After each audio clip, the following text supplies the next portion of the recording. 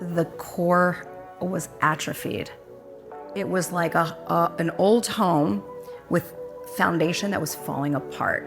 And in this old home, there was a big chandelier that was like maybe a disco ball and a couple of other things that weren't gonna stand the test of time. They didn't build the core, and the core is time.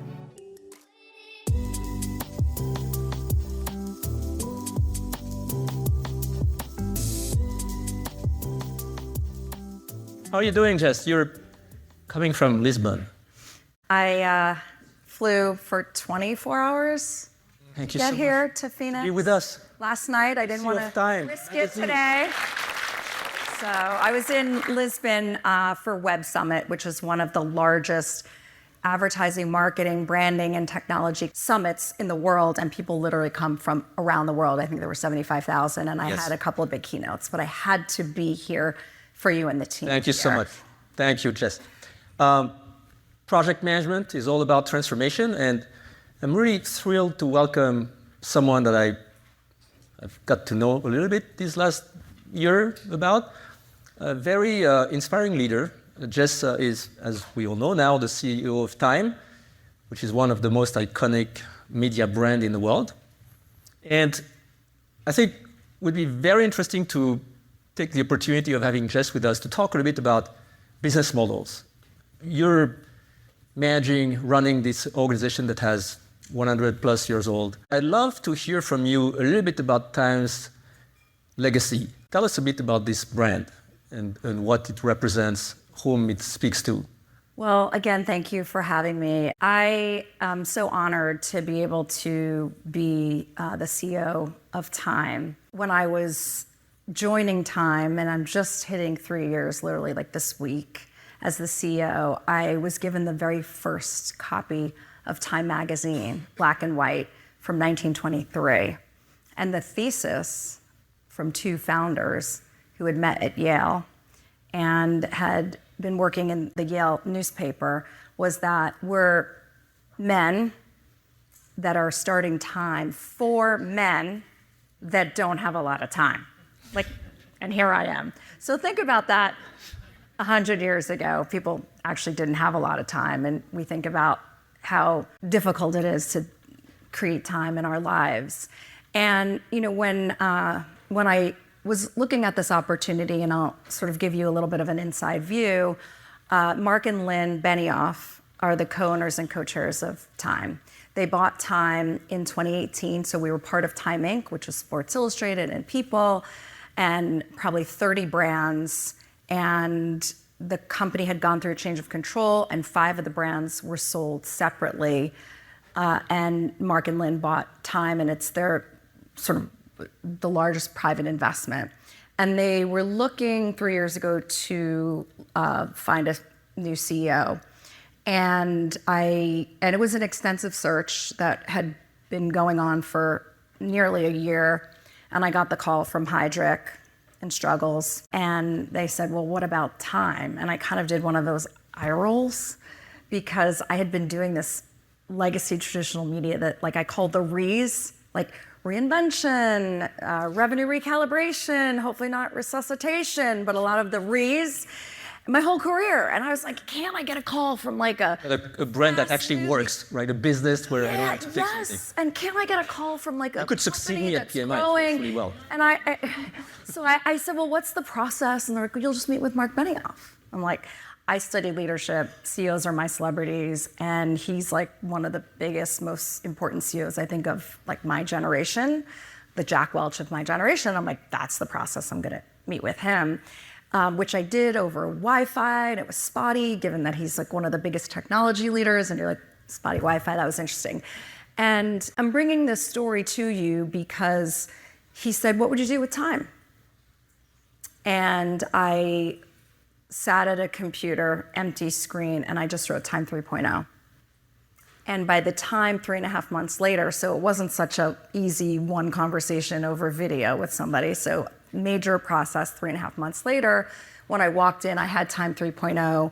It was 7 pages. I was on version 7, and I thought I really had the plan. I thought I really understood Time, and I had the plan.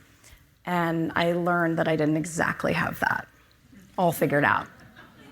But still, Day one. you convinced them.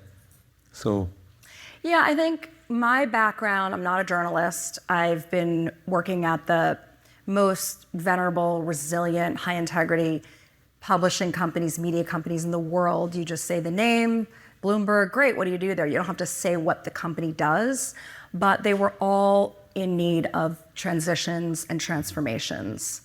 And so Time was very much in that same category.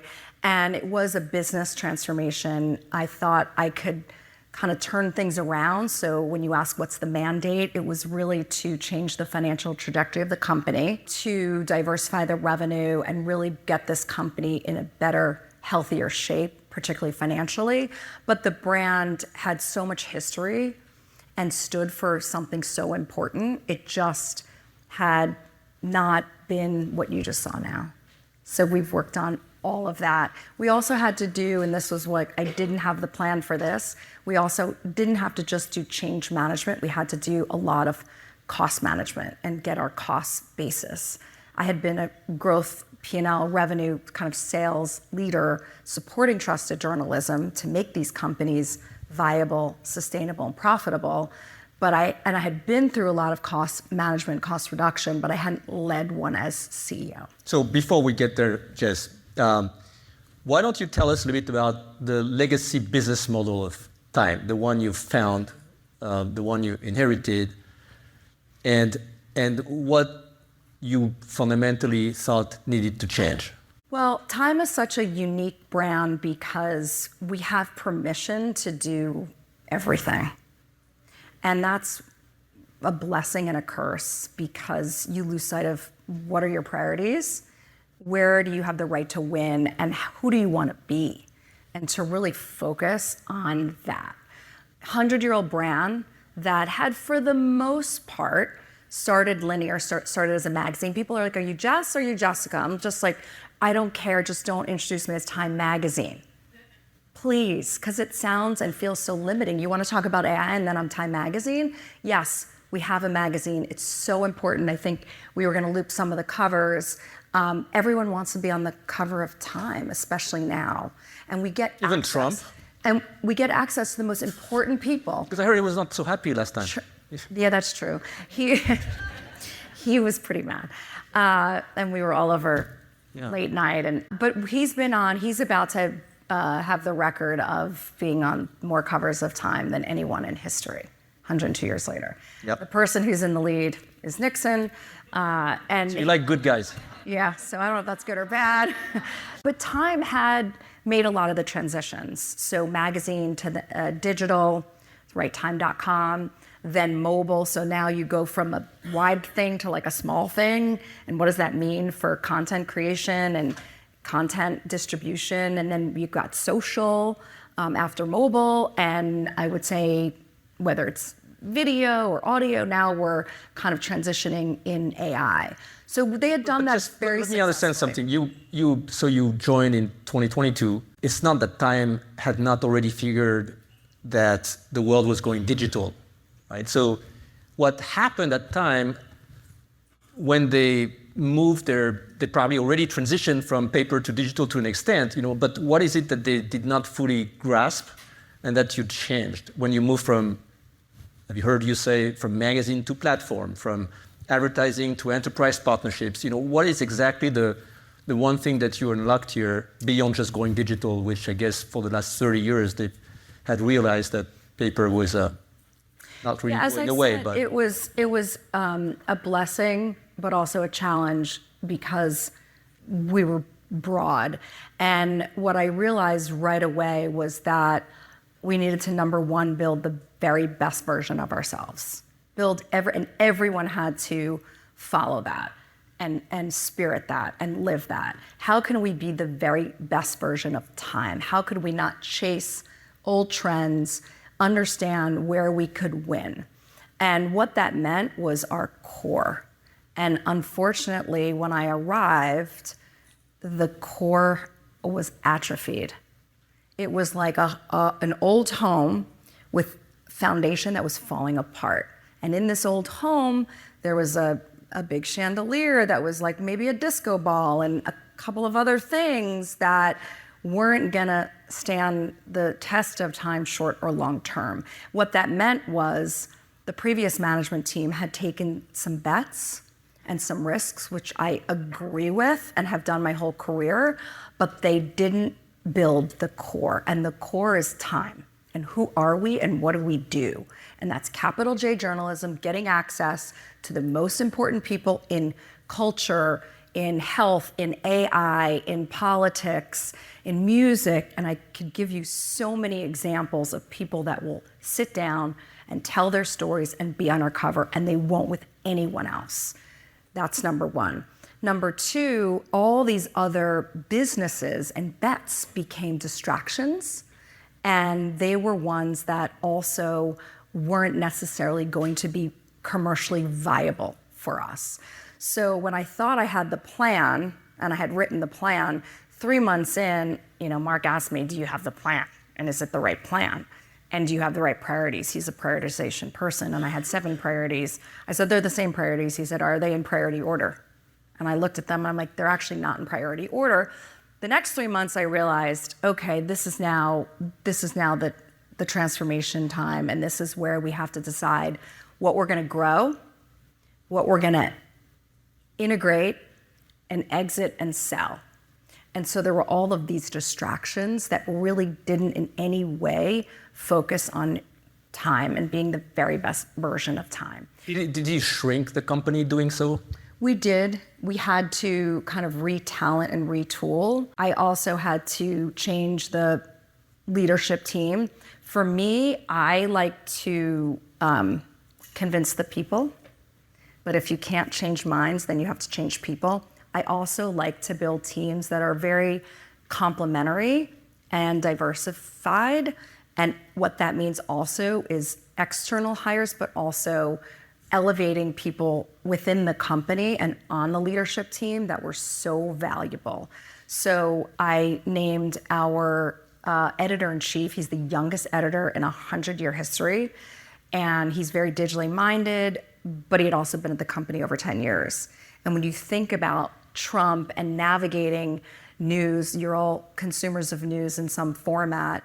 It's so hard to read the news, let alone report on it, in a way where time is so trusted. It's our number one core value, and we live in the middle. We're very balanced, and that's very hard. It's much easier to just be on one side and talk to those stakeholders and that community. It's much harder to, yes, we had more on the record time with President Trump than any other media company in the world. But we also had Biden sit down with us. And we have the Prime Minister of Italy, Meloni. She has not given an English interview. She doesn't like the press. We got that one and only. Bad Bunny. Anyone know Bad Bunny? He gave 2 interviews. One to Billboard and the other to Time. It was our first all Spanish language interview, all Hispanic team, and our first cover in Spanish. And Taylor Swift, 6 years, hasn't given one interview, sat down with Time, did 3 covers, and 8 out. So how did you get all of them? We understand for Nixon, President Trump, President Biden, it makes a lot of sense for them to be in Time, but how did you manage to convince people who may have seen their own brand association to Time as a negative to change their mind? Well, I'll say that when Mark asked one question, he's like, what surprised you the most? And I'll ask that right away. What's been the biggest surprise?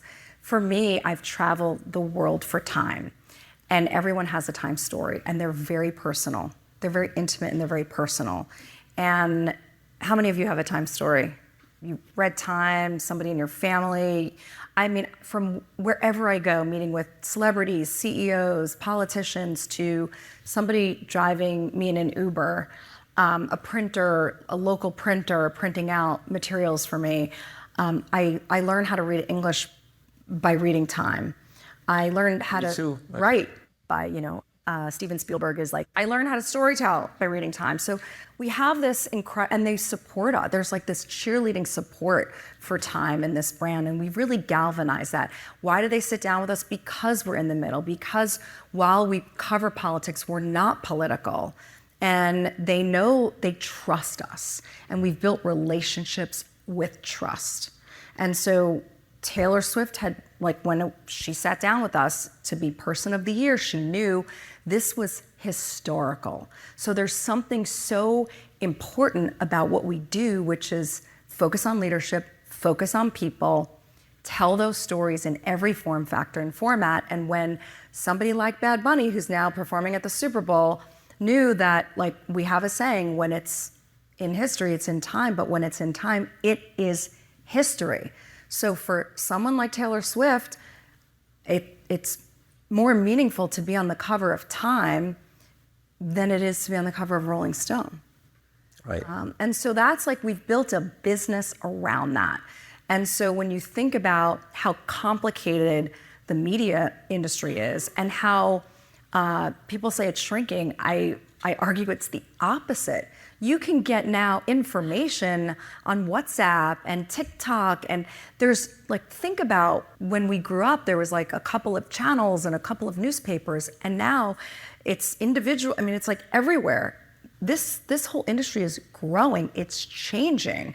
So like, we are focused on getting access to people to sit down and storytell. And when we're doing the solutionaries, how about the solutionaries? Yep. Amazing. Like, we told that story. We told that story with you. We told that story of like people that are doing the most incredible things. And we did it in an amazing format, in a docuseries format that we can put out on social and on our sites and other sites. It's just like an amazing way that we've like changed this brand, and we're meeting audiences where they are and how they want to consume our content. And some audiences love to read, and people still love to read our magazine, but you know, I have 2 adult kids. I feel like they don't read, so they want video, they want audio, podcasts. Like, we can do it all now. And so I always want to use data, because you asked me about the brand and our transformation. We now have the largest audience in our 100-year history. We have the most diverse, the most global, but also the youngest. So 40% of our readers, consumers, are 35 and younger. Mm-hmm. And we have no paywall. So I took down the paywall, and Time is for free, and it's accessible and available to anyone in the world. Everyone else went in the opposite direction. You have to pay to read an article, you have to pay to subscribe, you have to pay to be a member. We did something different. It made sense for our purpose and our mission. Yep. It made sense for the time, and it made sense for our business. So Jess, let's talk about something that at PMI we're always interested in: execution. So you mentioned changes you made in your leadership team, changes you made in your business model, changes you made in the positioning of Time. Now, what are the cultural, and I'm talking here more the internal cultural implications of that transformation that you've been implementing? Is there any cultural change, or you're basically true to the culture that you found and you feel was good enough or even actually excellent to do what you're trying to do as you're focusing on the core, for instance? Yeah, I think it's 2 things for me. It's years of experience doing this, at sort of competitive companies or like-minded companies. Also, not just experience, but having gut and having the ability to be a decisive, courageous leader and to get followership. I think the strategy for me has always been around communication, being super transparent. And I've learned going through transformations and transitions in media, also changes of control. Media companies, every time that I've worked there, have gotten bought and sold. And so over-communication was always a really big theme. Again, if you can't change the minds, you have to change the people. But getting everyone in the organization to believe in the future that you're building And also, one of the things I learned, I got on stage, we do a lot of events, and I'm on very big stages with very big and important audiences. And somebody in my first 3 months, who's one of the most experienced leaders as a chief communications officer, also a time nerd, pulled me aside and said, I've heard you, I've seen you, and you're talking about the future and where you're going, but you're not recognizing and celebrating your history and your past. And that's a mistake. All I did was talk about where we were going and what we needed to do, but I was never honoring Henry Luce or the dudes that, were celebrating this magazine for dudes. I didn't spend enough time on that. And I had the CEO of Hilton came to our office. We have every single printed magazine in these bound kind of books, like a museum, every single magazine of time in history. And he was the first CEO, he'd been there 15 years as the CEO of Hilton, the first non-Hilton family member to run the company. And he wanted to meet with my editor and all of that. And the first thing he wanted to do was go to the exact issue, and he knew the date and the year when Conrad Hilton was on the cover of Time. And he said the first thing that he did was he studied the history of what made Hilton so great. And Hilton needed a big change and transformation. And so I really learned a lot about that. And I think, thankfully, that person tapped me and said that to me. And I think we focus on what's made Time so special and so great, and how we kind of bring that into the future. And I also, as we should shift to AI, I also say we've done this before. People are like, Trump, and how can you do this, and everything that's going on in the world. We've done this for 100 years. This isn't new for us. We've made these transitions, some of them more successfully than others, admittedly, but we can do this because this isn't new to Time. Do you have a transformation management office or something like that, or a PMO? We probably should, and we should talk more about that. We, again, when I thought I knew everything and I had the whole plan, we did have a bit of a timeout to say, okay, we need some help. We need some real help here. And we need to validate what we're doing, and we need some help to know and understand what we don't know, even with this management team in place. And we did name a chief transformation officer to help us really make those very difficult decisions that we had to make around our businesses and around the costs of the company and all of that. Project management officer, I don't think we're there yet, but as I've just closed my 3-year success, all the numbers are there and everything speaks for itself. Of course, it's never good enough. And my co-owners and co-chairs, I don't have a board, but Mark and Lynn Benioff are like, now we want your next 3-year plan. Now we want to know where you're taking this business now and next. And so I'm like, oh gosh, okay. So we're literally in real time working on all of that right now. Wonderful. Let's shift gears a little bit and talk about AI. So how does AI change everything in your newsroom, in your business model, in your own mind as a CEO? How do you see that? You've already framed it in the past as not a threat to creativity, but something that enhances. But all CEOs have to do that to an extent. You're not going to tell your teams and everybody else, you're all useless. So, let's talk honestly. So what is your real thinking around that? Especially in this world of creativity, right? I interviewed not so long ago the COO of WPP, and he was showing me how some of the ads that they develop can be developed in a really, really, truly a fraction of the time and cost with AI. So how is it working for you? Well, I think we'd all agree that AI is going to be the biggest technological change that's anyone ever experienced. And when you meet with the CEO of NVIDIA and others are so excited about this, and they're never going to retire, and it's going to be the most exciting time of the next 10 years. On the day of the launch of ChatGPT, Mark Benioff put me on a call with Sam Altman.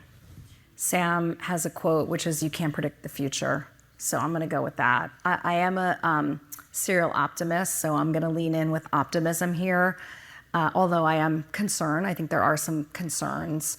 What we've done, just to take a quick step back, was, again, on the phone with Sam, we didn't really know exactly what was going to happen and what this was going to mean, but we knew that we learned very early on that there were three paths. We were either going to litigate, we were going to negotiate, or we were just going to wait and see and do nothing. And I'm just not a do nothing person. We quickly... because they use a lot of your content, right? Correct. They feed their models, so what do you do with that? That's exactly right. And so it's very public, the New York Times. Same with PMI, by the way, but different story, because for us, it's actually a good thing. Right, okay. Yeah. Well, for us, it was oh my God, I opened my paywall, now it's my 100 years of archives, my gold, my photojournalism, my video journalism, all of that. It's now being scraped and stolen, but we decided, let's be part of this. Let's lean in and be part of this ecosystem. And we decided to negotiate. And there's sort of three things there. The first was our infrastructure. So how do we understand what's happening to our website, what's happening to our content?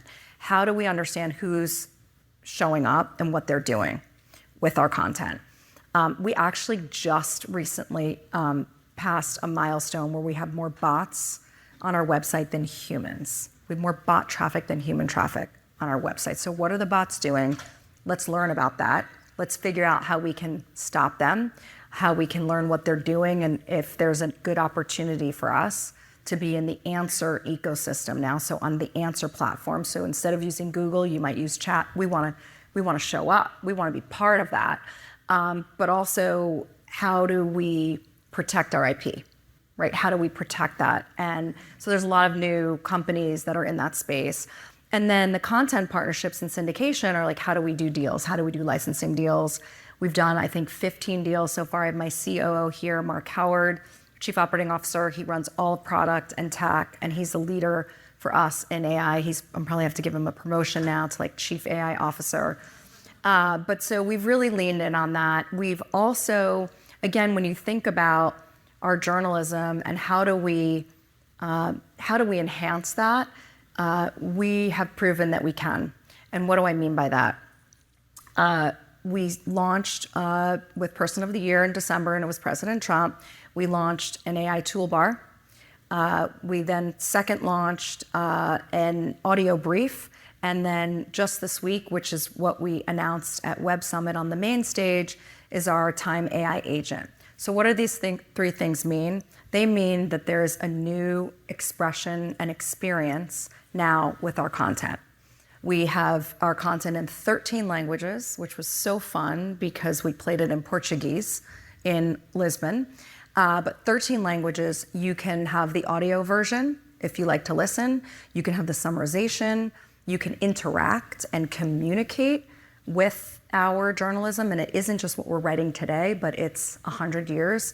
So if you want context, if you want a brief or a report on what do tariffs mean and what does this look like in this country versus the other, it's so smart, and we're keeping people on our platform. And again, using data, we found that when we come up in a referral from one of the answer platforms, the audiences, the readers are spending, or listeners are spending over 50% more time than just coming in the past. So we've leaned in. We can now give you unlimited opportunities.